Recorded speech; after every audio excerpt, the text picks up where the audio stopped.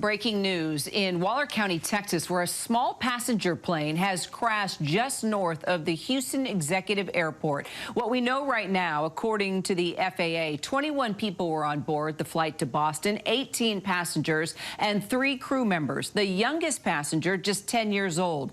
Miraculously, no one was killed. According to first responders, the plane was engulfed by flames when they arrived after the plane attempted to take off in a rolling state, never even able to take flight. Then the plane rolled down the runway, struck a fence, and became disabled. Aviation analyst and ABC News contributor John Nance joining us now. Boy, you look at those pictures, John. Absolutely incredible. No deaths reported. What's your take on what went down?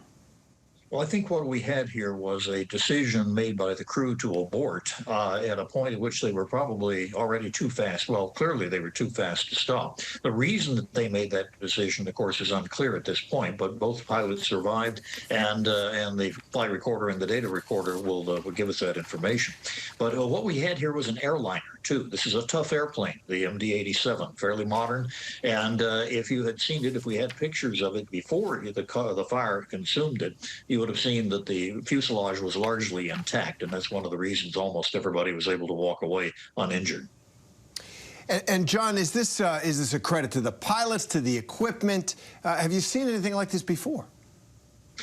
Well, it's been a long time. There was a Southern Airlines DC-9, that's the forerunner of this type of airplane, many, many years ago, over a half-century, that lost both engines and tried to put down on a road in Georgia. And the road curved, and they didn't make it. And they went into a whole bunch of trees and buildings, and the loss of life was fairly high. Since then, I don't think we've seen this type of thing with this type of airplane, or really much close to it. A delayed decision to make a delayed abort decision on takeoff is lethal. I mean, there are things that you may not want to fly with that would create this type of thing, to where, for instance, if you felt you had a flight control problem or you had a really bad engine problem. But by the same token, we're taught in any type of airliner like this, especially, to take off with one engine, even if there's a fire on the other engine, because she can sustain that and come around and land. So there's a lot to be learned from what happened here and what the activities were in the cockpit when the decision was made to abort. Clearly, they had their brakes on as they went off the end of the runway. Have you ever seen anything like this before, John?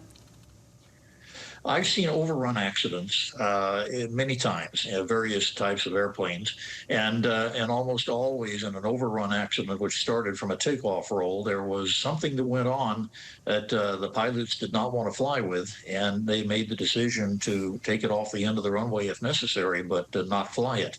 Again, that's a very difficult decision, a very high-speed decision. And we do have a picture, the picture of the airplane rolling down, or I should say a video clip.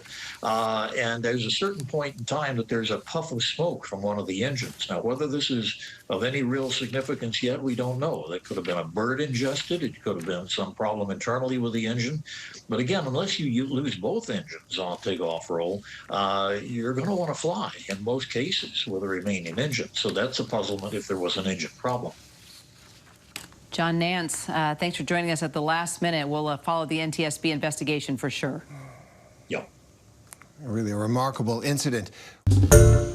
Hi everyone, George Stephanopoulos here. Thanks for checking out the ABC News YouTube channel. If you'd like to get more videos, show highlights, and watch live event coverage, click on the right over here to subscribe to our channel, and don't forget to download the ABC News app for breaking news alerts. Thanks for watching.